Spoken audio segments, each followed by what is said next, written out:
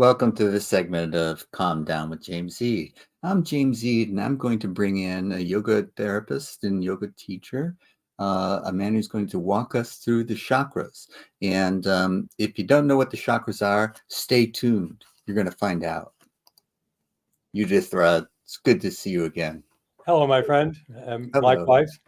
And I hope I didn't, um, uh, tell a tall tale there, but I think we're going to talk about the chakras today.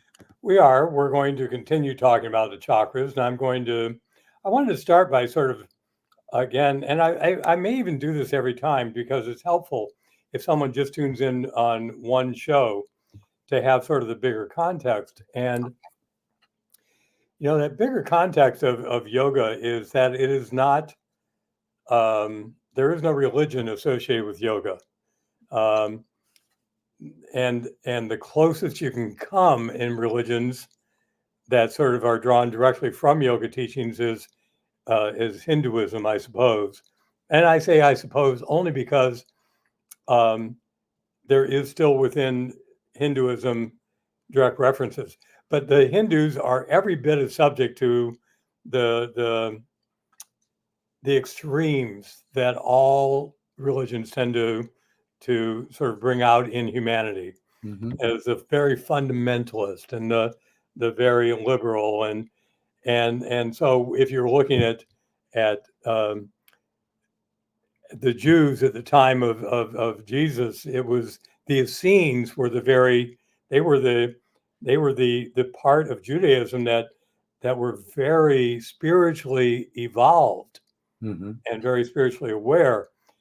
In terms of Buddhism, the um, uh, I've even seen articles about in Vietnam, I think it was, or Thailand, about Buddhist temples having wars between them, and the monks actually being at odds with one another. Whereas if you go to Tibet or northern India now, and the Tibetan Buddhism is extremely close to yoga in Mm-hmm. terms of the way in which it's expressed. So my point is only that there is a simple truth that is common to the core of all religions. And I mean, literally every true religion, these same basic principles are going to exist. Last season, we talked about the yamas and niyamas, for Right. example. That was most of what we spent our time on last season. And the yamas and niyamas figure into the chakras in a very specific way. And that is to say that the individual chakras are very much like lenses through which our individual world is projected. And if most of our world is projected through the lowest chakra, it's going to be the root chakra, the uh, Muladhara chakra. If it's through that lens, everything's going to be pretty darn physical. Mm-hmm. Everything's going to be pretty much a matter of the material world. And in our physical body, it comes down to our feet, our legs, our hips, how we move about through the world, how we're grounded to the earth. And the second chakra ends up being very much about the niyamas. That is, Mm. it is about how do I contain the sensual creative energy and use it in its most productive way. Right. Because we all know what it's like to be with somebody or to be that person who is so stuck in material reality that they don't have any ability to think creatively. Correct. It's only what they can see. Right. There's even one state in our union, Missouri or Missouri, as most people say, the show me state, Right. and it really encapsulates that whole idea that if I can't see it, it's It not doesn't real. exist. Yeah. Yeah. Right. Right. But that second chakra is very much about this creative energy Right. that when it spills outward, we all know what overly sensual people look like. Mm. They are addicts, to something or another, almost always. It almost always comes out that way. Mm-hmm. The third chakra, on the other hand, is really about uh, self-control. It's about fire, Mm-hmm. and we all know what people look like when they have too much of this. They not only want to control themselves, they want to control everybody around them. And we all know what it feels like to be that person.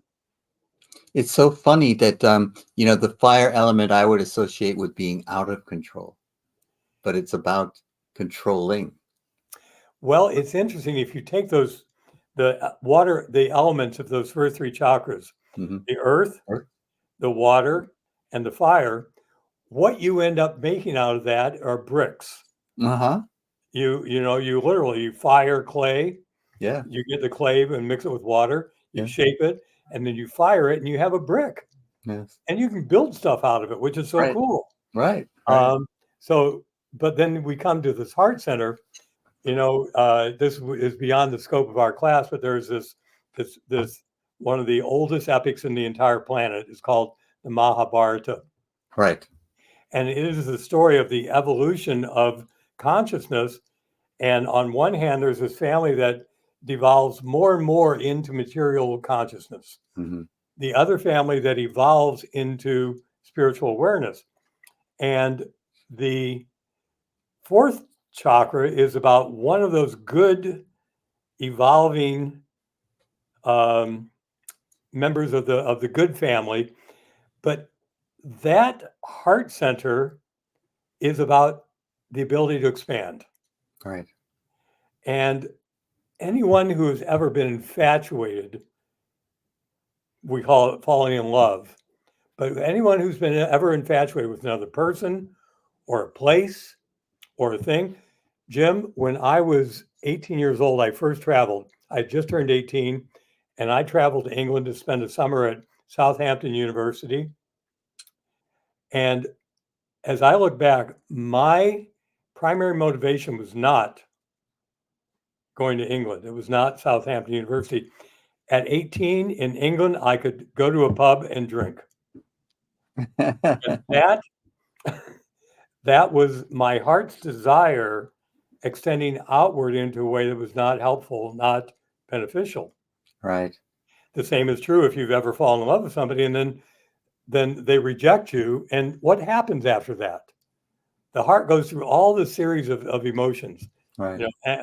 resentment or anger, resentment.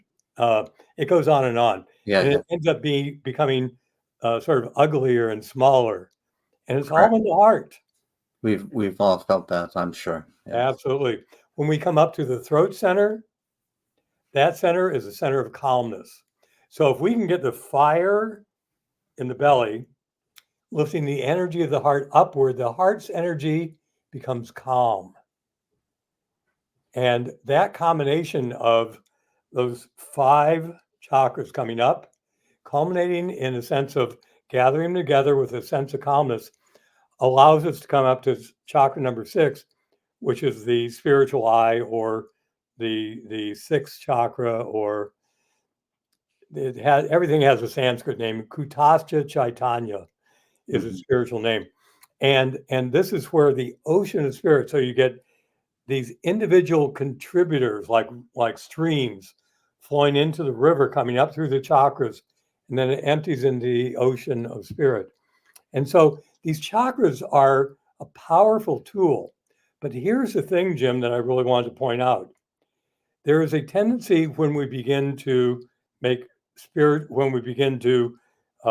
consciously choose to improve ourselves. Mm-hmm. There is this false impression of making spiritual progress.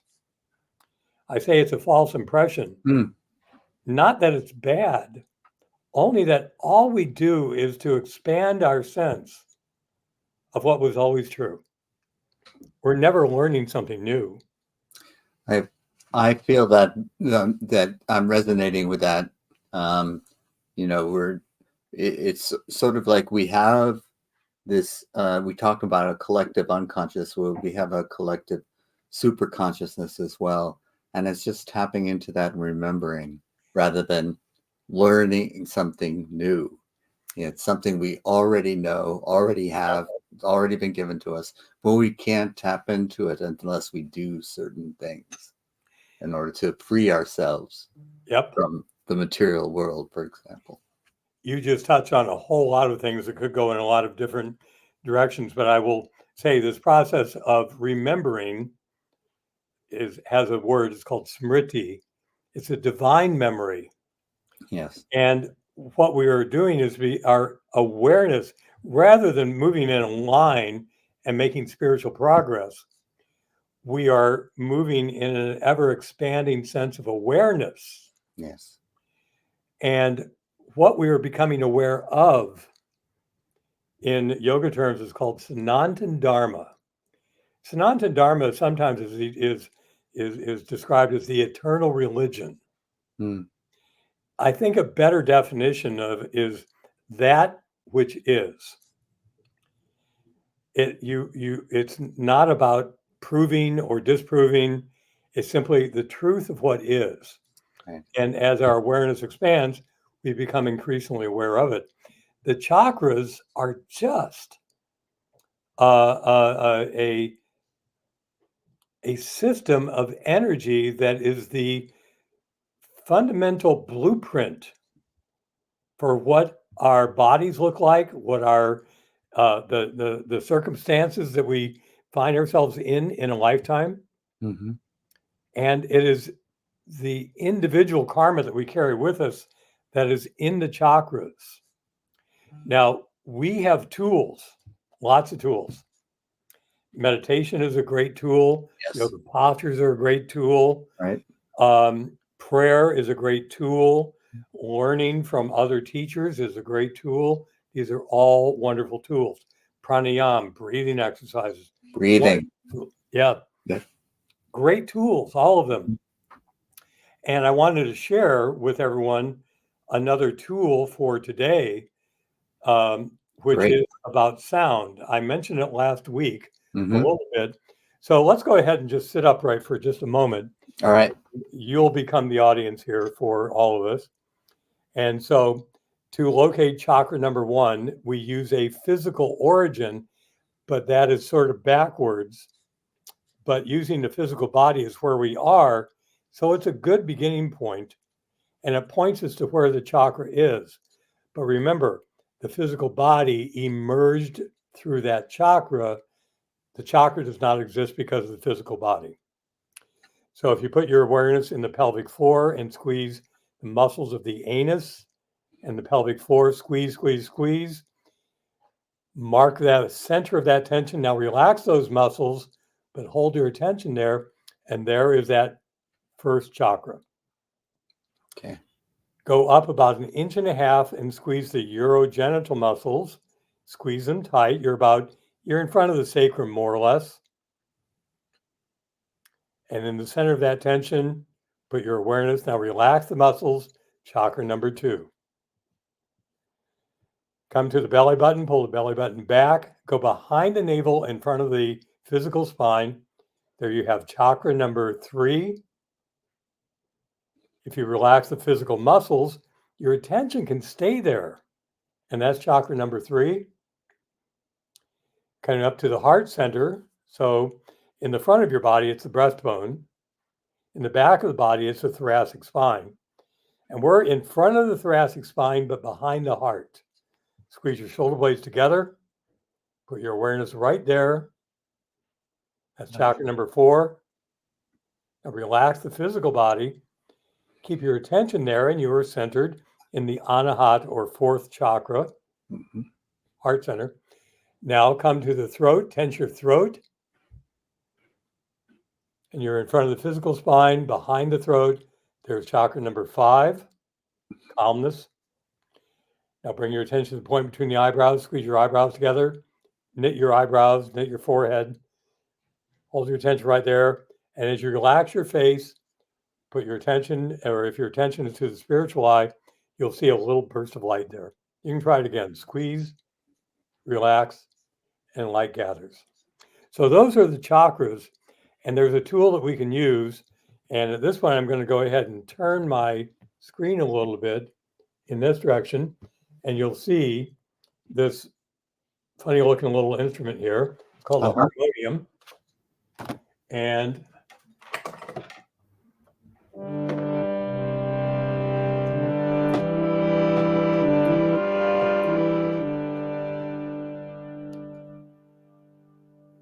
so the harmonium is just a very easy way to play a note, put your attention at where we were just focusing, chakra by chakra, and vibrating that energy center. Wow. Okay. Sound being a non-physical form of energy, the chakras a non-physical form of energy, they can touch one another. We can also use our voices and chant the sound of Om, A-U-M, at each chakra. And that's what we're going to do. And that's what we'll do to finish up our time today. I know I'm sort of out of the screen. So if you want to go ahead and take you out of the screen. Okay, gotcha. So I've got the whole screen. There we go.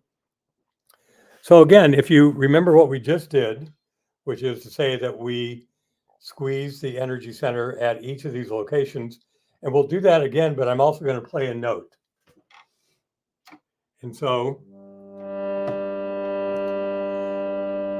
this is a low G.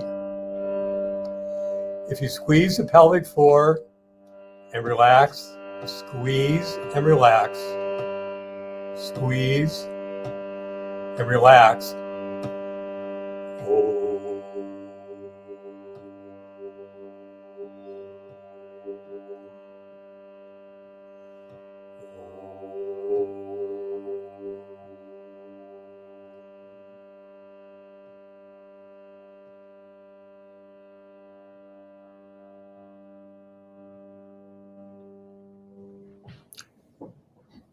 Now, within your awareness there, you may find that you can still feel a little bit of vibration going on even after the sound has stopped. We're going to go up to chakra number 2, so squeeze the urogenital muscles, just as we did before. And this time you can pulse, squeeze, relax, squeeze, relax, squeeze. And as you relax, feel this. You can even add your voice.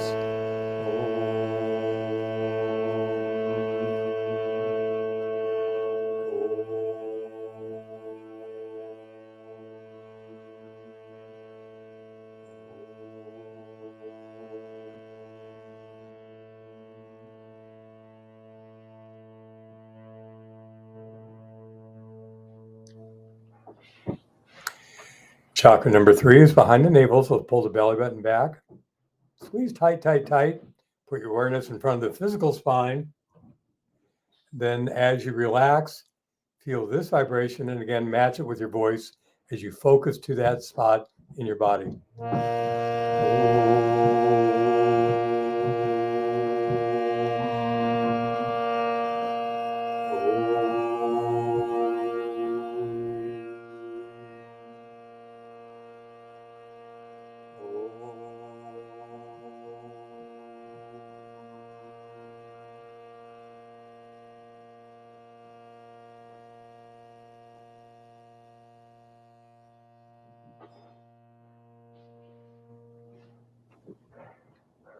Now coming up to the heart center, squeeze your shoulder blades together.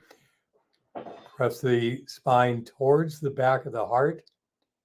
There's a center, which is chakra number 4.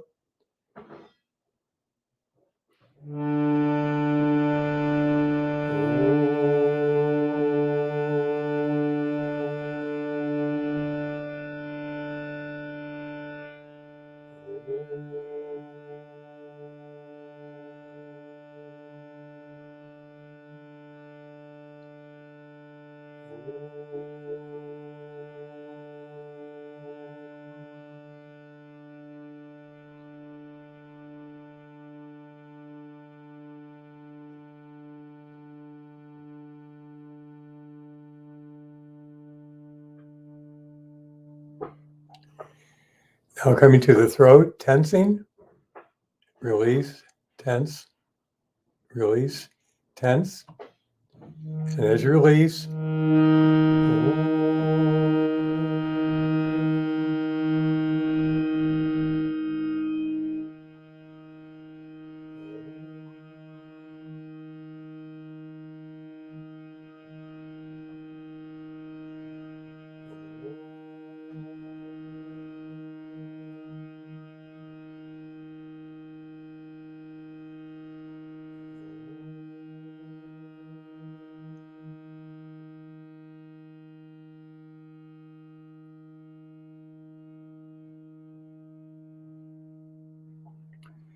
now come to the point between the eyebrows, squeeze tightly.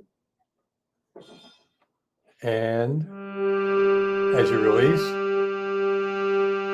lift your gaze to the point between the eyebrows.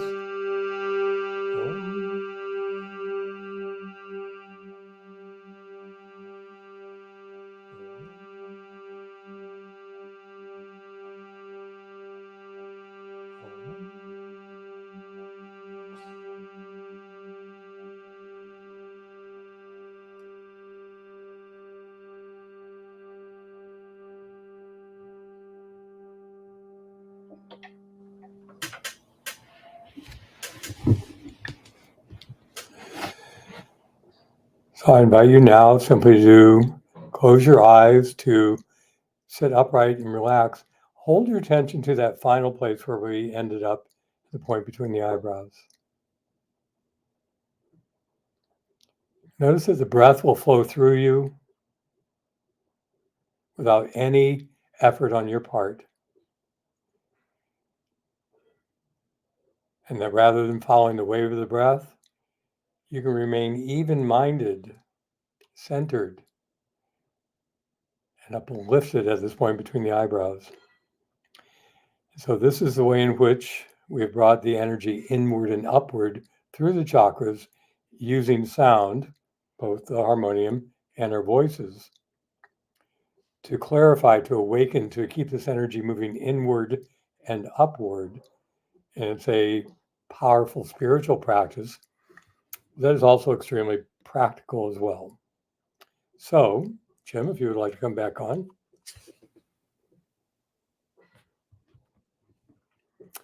That was wonderful. That's what I have for today. And any Thank you questions so at all? much. Well, the one thing I wanted to say, you were talking about the origins of and how ancient this is. And when I was taught in school, we talked about the cradle of civilization was Mesopotamia, the Tigris and Euphrates, but there was also an Indus Valley region, and this was an ancient civilization. And you talk about a lot of the words of Sanskrit words. These are ancient words, and from that, I think, sprung Hinduism, Buddhism, but these Vedic teachings are present in many, and I just wanted to say that out loud and see if I'm tracking you. You are correct, and by the way, those people who practiced what we now call Hinduism never called themselves Hindus. Hindus, right? It was Westerners, the British in particular, finding them living near the Indus River, that ended up applying that name Hindus, Mm-hmm. and it has now been adopted. One of the beautiful things about India is that they are readily willing to adopt whatever works. Mm-hmm. And so for many of them, it felt fine to call themselves Hindus, as many of them do today. Mm-hmm. The harmonium I was playing on was brought to India by the British as a way of the British proselytizing the Indians, and they absorbed it perfectly. Mm-hmm. You can no longer find a harmonium that isn't made in India. Right. They've totally taken over. Right. So yeah, you're very right. You do lead into another bigger topic, which is the yugas, which is, Oh yes. there are these 24,000 years cycles of ascending knowledge and descending knowledge. Right. Dark age moving into an age of much light, Right. and always moving through these cycles. And it gets into the astrology of our galaxy in relationship to the center of the universe, and that's a big, big topic. Right. However, you do have very much the essence of things correct. Thank you. And also, the rising of the energy is the rising of your awareness, the rising of your consciousness. And this, I wanted to make sure that we're not saying that the lower chakras are worse than the upper chakras. It's Absolutely all not. integrated when Yeah. you're fully integrated and fully aware, and so they all have their role. And They do. And as we get into, starting next week, we'll actually begin to talk about chakras one by one. mhm. At every chakra, we think about them. The word chakra means wheel. The Indian flag has a spinning wheel on it. Now it goes to I'll have to look at that again. Yeah. it goes to Gandhi because he spun, part of his whole India was growing the cotton, sending it to Britain, and then they had to buy back their cloth. hmm All right, and what part of what Gandhi did was to say, we're growing the cotton, we can make our own cloth, and so he began to spin his own thread from which was made the cloth that was part of his um, movement to free India from British rule. Right. And of course, he was successful. But the chakra has a deeper meaning, or the wheel has a deeper meaning, because each of that wheel is called a chakra. It spins, Mm, and so right. each of these centers spins, and it's much more like the spin of an electron than Right. it is like the spinning of a wheel. Right. Right. Very, very good. And it also reminds me that no state is permanent. It's changing. Yes, there we get into the quantum mechanics of We don't things. want to get it too far afield. But But thank you. I want to thank you so much for this you're welcome. sound, introducing sound into the equation. It's Yeah, very useful for me. good. Yeah. Well, again, we'll talk about the individual chakras starting next week, Okay. and each one has a lot, positive and negative potentially, but we always use the potential to rise. So, Right. thank you, my friend. Thank you. I'll take you backstage and say goodbye to the viewing audience. Thank you again. Yudisthira has taught us so much in so little time, and I want you to come back. And next week we'll get into the chakras, individual chakras, one by one, and we'll see where that takes us. And who knows, we might raise our consciousness.